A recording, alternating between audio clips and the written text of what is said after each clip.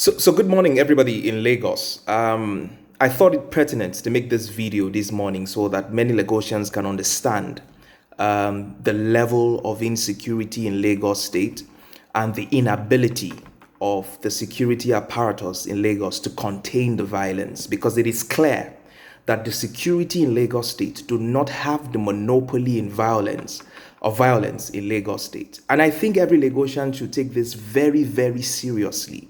Because it is clear, and I have seen it firsthand after escaping a near-death experience in the hands of hoodlums and thugs in the last few days, that the monopoly of violence is not solely on the security apparatus. That thugs and hoodlums have enormous ability to lay siege in Lagos State while the security apparatus watches on.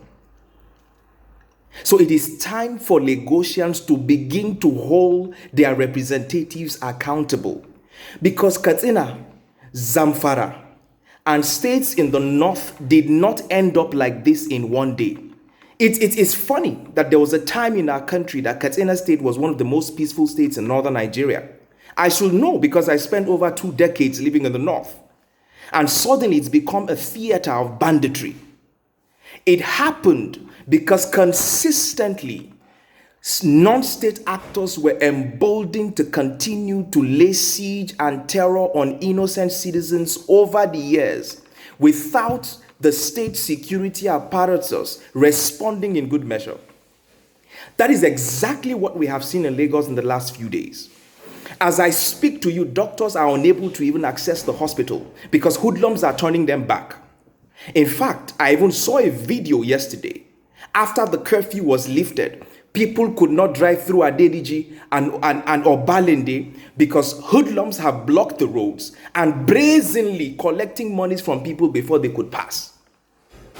Or in Obalende and Adeniji, where you have all the major defense apparatus in Lagos and hoodlums are raining terror on the road. I think Lagosians will need to wake up.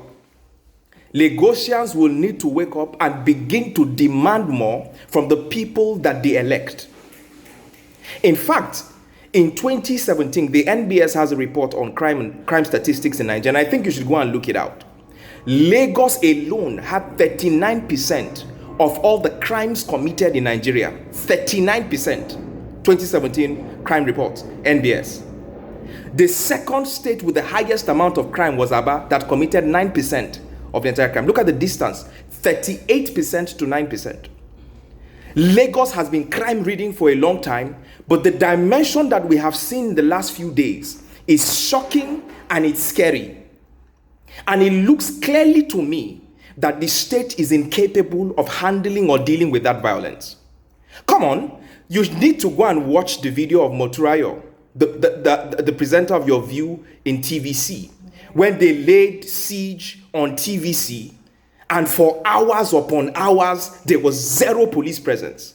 In fact, she reported in the video that she made that policemen were running. That is in Ketu, where the police station, TVC, there's a police station just behind Ketu, and opposite on the other side of the road are different police formations, from the police college to the head to area F to all sorts of police formations. Yet TVC was being burnt to the ground. Every single vehicle was burnt. People clamoring for help. Yet policemen were looking. How do you go and burn an entire BRT terminal? Close to 100 buses burnt to the ground, and not a single arrest could be made. Not a single arrest could be made. They burnt down banks and shops in Bode Thomas, running rampage for hours, and not a single person could be arrested. Not a single person could be arrested. This is how impunity starts. This is how impunity starts. And I shall know, again, I repeat, because I have read every single book on Boko Haram, and I don't say this because I brag. I have read every single book on Boko Haram except that released by Premium Times recently. And I've read every book on violence and politics in Nigeria as written by Professor Tony Falola and, of course, Max Ulion. And the pattern has always been similar, and the pattern has always been clear. The inability of the state to respond to crisis from hoodlums and thugs is what exacerbates and become a reign of terror that states can no longer contain. It's clear. I mean, this is not just what I have read, it's what I've also experienced. Starting from the 80s, when I grew up in Kano State, for goodness sake, my mother had to pick me up from my primary school in Gandu Alobasa in Kano to escape a mob when riots broke out in Kano. Or is it in 1991, the Riyadh Bonke crisis, where we had to run for our lives and pass through dead bodies to be able to access the airport for us to run away from Kano? Or was it the 93 crisis? Or is it the Gideon Akaluka crisis in 96 that unfolded before our very eyes? Or the 99 crisis that broke out because of the violence in Shagamu, in Kano State? Or is it the 2003 crisis or the 2004 crisis? All of this happened before my very eyes, and we keep running for our dear lives, and the state always lacked the capacity to deal with the violence.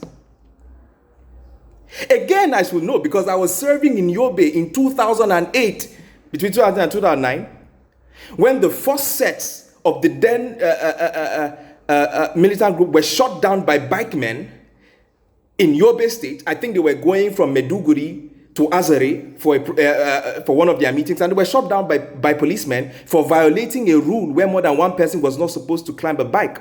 That was the first time they attacked police formations in Yobe State. And I remember vividly, as serving corps members then, we were packed and hiding in police headquarters at that time.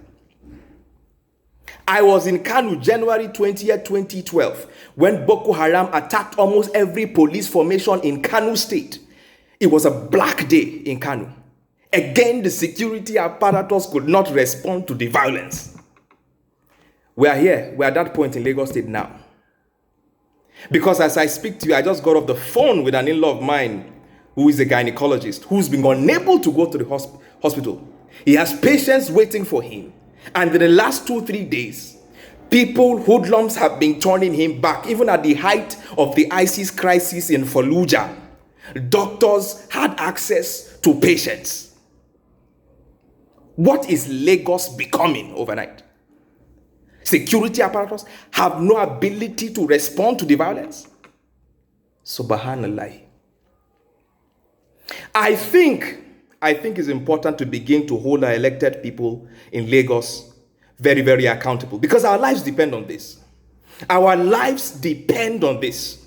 And since these people have tasted the kind of power to reign impunity in Lagos, I hope we don't get to a point where we will start to pay levies to hoodlums before we can go to work. We will start to pay levies to thugs before we can take our families to the hospital. I hope it does not get to that point. And I hope that the governor of Lagos makes a very strong case, because it is clear that we need a state police in Lagos by any means necessary. The apparatus in Lagos cannot contain the violence. It's as simple as ABC. We need a state police. This is no longer politics. It is absolutely no longer politics. It needs to happen, and it needs to happen fast. The idea that you'll be sending a special tactical team from Abuja that will spend 12 hours on the road before they get to Lagos is long gone. It should be buried in antiquity.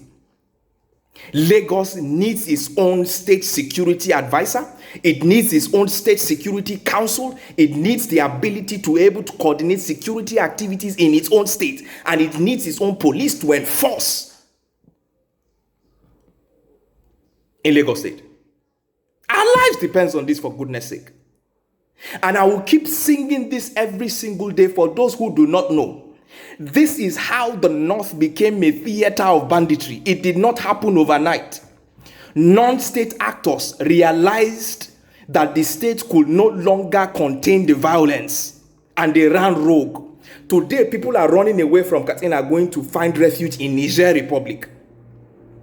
People are paying taxes to bandits in certain villages in Zamfara and Katsina. Sobada Allah, sobada Allah, sobada Nabi. As we speak, people have to do all sorts of prayers before they can go on the highway between Kaduna and Abuja. This is not the country that we dreamt about. And except we do something about it, except we do something about it. I am afraid of what might become of Lagos State. You can't have a system where thugs are running rain. You go to Alausa, you go to the secretariat, thugs are everywhere. They are parking cars, they are collecting monies when you go and see one commissioner or the other. Thugs are everywhere. You go to ceremonies, they are everywhere. What kind of system is this? They are collecting taxes at local governments. They are raining riots everywhere. We cannot have the most cosmopolitan state, the sixth largest economy in Africa, run by thugs and hoodlums. Enough is enough. Enough is enough, and Mr. Governor, you need to sit up to your responsibility to protect the life and citizens of Lagosians. It's enough. It's enough.